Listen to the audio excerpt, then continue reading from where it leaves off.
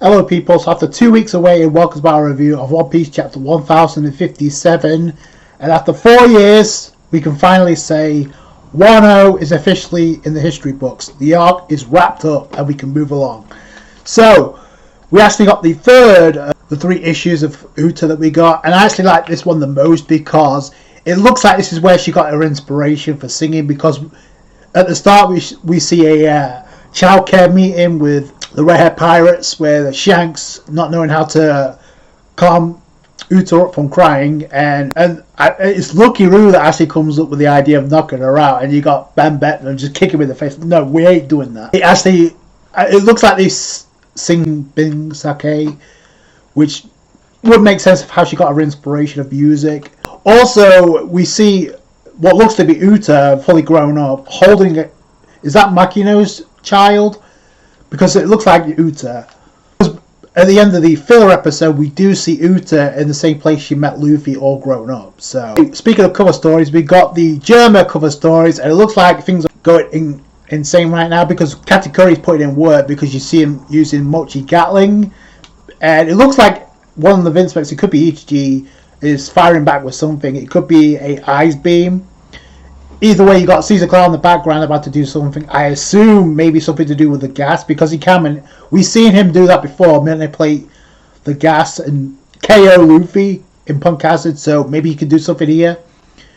Because we did see Caesar Clown like kind of hiding while the Vince smokes were actually walking past him, and Reiju noticed him. So maybe they actually come up with a plan. Speaking of Reiju, we already see Ichiji. That could be Ichiji. We don't see Reiju or the other Vince smokes, but Katakuri is obviously putting in work, so I can't really see where that goes. And we start off Wano with, I guess, the education like being finalized to the youth of Wano of what really went down, instead of the propaganda. So about teaching the lore about the Red Scabbards, which is a very important going into this chapter, because it's saying goodbye to the Scabbards and also the Kazuki clan. Then we go to the troll of the chapter with Yamato, and Yamato says she's staying. She's been asked, wait, aren't you going out to sea? So Oda decides to troll us with Yamato, saying, oh, she's ready to set sail and see the world. But she says, no, I'm going to explore Wano first before I set sail, because that's what Kazuki Oden did. So there's the troll. And listen, I knew it was a long shot. It was kind of impossible that she was going to join the Straw Hats. But the only thing I don't understand is why hype up Momonosuke's speech about, hey, you can rely on us to keep things in check while you're away. That's the reason why you didn't want to leave. So what was the point of that speech? That's the only thing I don't quite understand. Oh, and listen, I knew this arc couldn't end with the Straw Hats not saying farewell to Momonosuke and Kinemon. There's no way, because and this chapter pretty much like highlighted moments that we've seen in the manga involving Momonosuke and Luffy. Everything from the meeting in Punk Hazard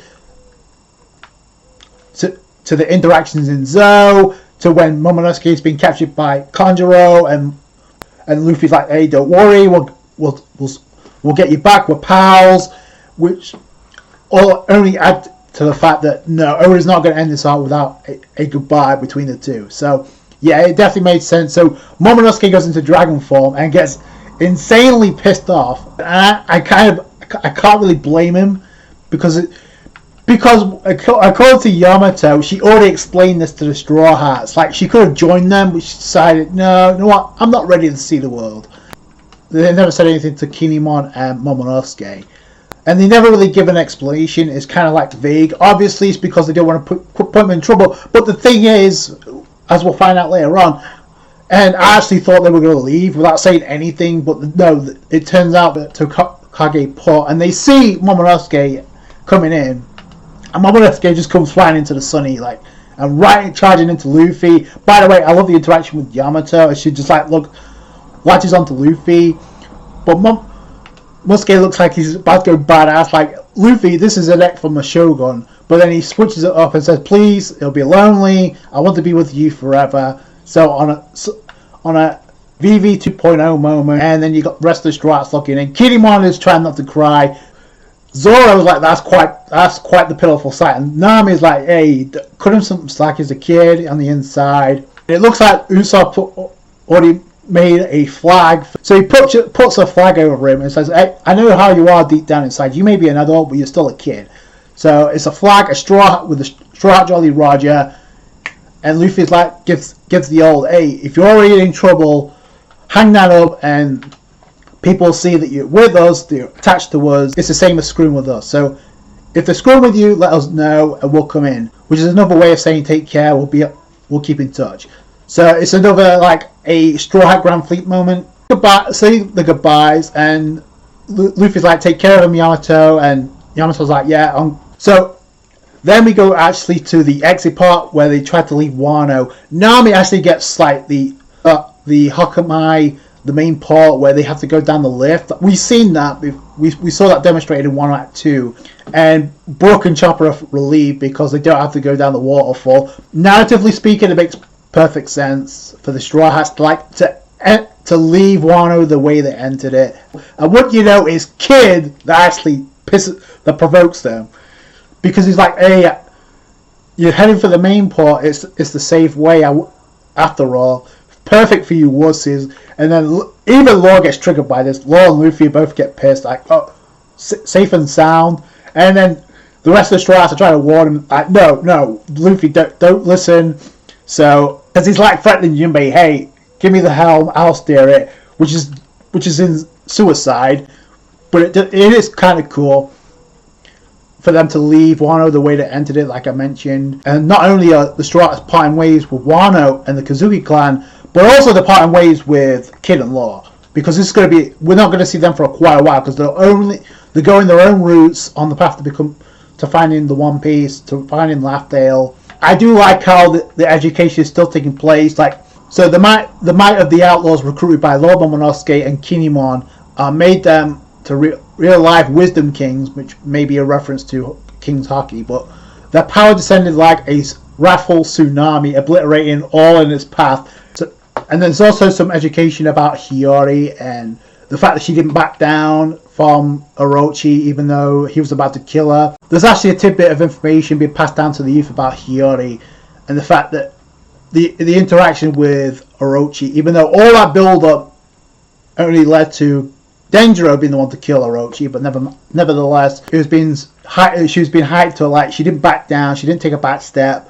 which is true, but the fact is that there was all that build-up that led to nowhere. But there is a kind of a cool callback to the execution of Kazuki Oden and the way that Kurozumi Orochi died, because you actually see the panels of Oden when he's like, I was born to boil, and you see the citizens of Wano in the background when he was executed. In this case, you see Orochi, who was not acting like Oden. In fact, he was acting more like a total wuss. The fact that he was about to die. You got Hiyori there saying Kurozumi means charcoal. They were born to burn. So there you go. So there's the correlation. And you got the shamisen being played by not only Hiyori but also Toko, which is kind of poetic. Also, the mask of Hiyori comes off. She's playing it as herself and not Komurasaki, so that's kind of cool. And we actually get a huge panel of the Scabbards, including Yamato, led by Momonosuke. You see Momonosuke, Kinemon, and Yamato making their way back to the Flower Capital. And obviously, there's foreshadowing because Oda's caption reads, "Till we meet again, farewell." And that literally ends the final curtain on Wano. We could officially say Wano is officially in the history books and it's over with. Oda closes the curtain on that, and now we can look forward to the final saga beginning. I don't know what arc is about to take place. Like I said, there's a lot of things that got kind of skimmed over. We didn't even get to find out what was written on the road poneglyph that Robin and Law found. Nor did we find out if Kid actually told Luffy about Sabo, because we know he was referring to him, but also because Robin was also in that shot alongside Law. So that has to go somewhere, or maybe off screen, Luffy just being Luffy just brushed it off like, nah, it's Sabo. I don't believe he would do that. They were trying to frame Sabo for killing King Cobra, and Luffy already knew about that off screen. Either way, I think we kind of need to get something from that, considering where it's going to go. The main thing here is Wano is officially over with after 4 years, and there's going to be mixed reviews. A lot of people would say it was dragged on for way too long considering how it ended, which I agree with. Oda could have ended this a lot sooner than he did, but Oda obviously wanted to get to a certain... Oda obviously had some things in mind, but for whatever reason, because he was rushed, I don't know if it's because of the editors or if it himself, because he did say his goal, his aim was to end the series within 3 years. That's still a long shot considering what he's got to tie up. We don't really know for the main reason. It's the same thing with Whole Cake Island. That got kind of a rushed ending, so Wano also got the rushed ending, which is a shame because I feel like Wano by itself, a standalone arc, is probably, if not, I would say top 3 arcs in One Piece. Easily. Obviously, a lot of people still have Marineford at number 1 and Enies Lobby at number 2. I would agree with that, and I would say Wano is a close third.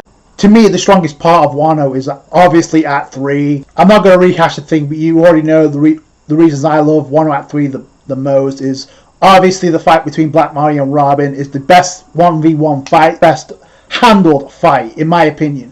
Despite the fact that Yamato doesn't get a payoff with seeing the world yet, because I do think we're going to go back to Wano at some point. Look, there's the ancient weapon of Pluton on Wano, so we have to go back to Wano at some point. Also, the fact that Luffy said, hey, if any pirates give you trouble, give us a call.